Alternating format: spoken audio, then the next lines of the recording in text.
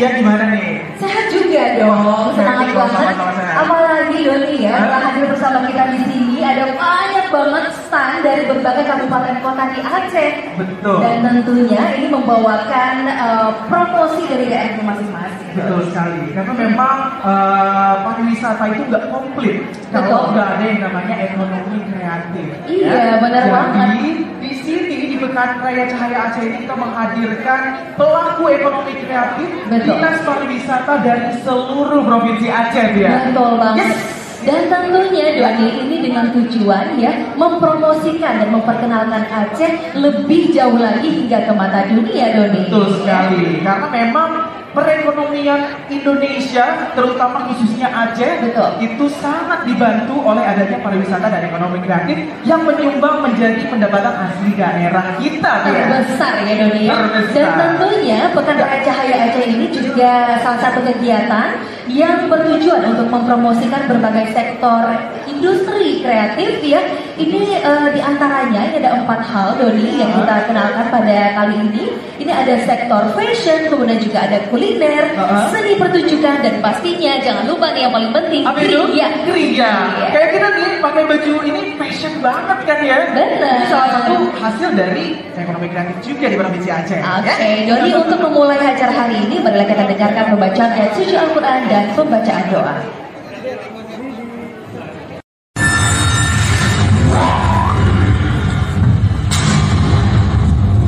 Baik, dengan Pekan Raya Cahaya Aceh Skyward Seeing dengan resmi dibuka. Baik, kami silakan untuk Bapak Ibu sekalian untuk dapat merapat ke tengah kembali. Kita akan melakukan sesi foto bersama. Jadi banyak-banyak nampil lah ya di Pekan Raya Cahaya Aceh. Pastinya bakal dapat kuponnya seperti banyaknya dan bisa mendapatkan door prize di akhir acara. Iya, kita naik aja kali ya. Iya. Kita naik. Oh, jadi mau langsung aja. Oke. Langsung aja boleh. Kepada perwakilan dari Disparbud Semelu, Tabah Sagu, kami silakan. Silakan Ibu. Terima kasih. Di sini saya akan mempresentasikan, ini adalah makanan khas dari Semelu, namanya adalah Tabah Sagu. Nah, di mana di cara pembuatan daripada Tabah Sagu ini, yang pertama kita gongseng, terus setelah digonseng kita masukkan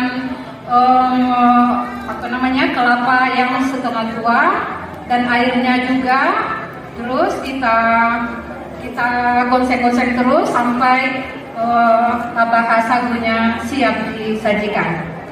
Terima kasih. Baik, untuk Tabah Sagu biasanya kami sajikan dengan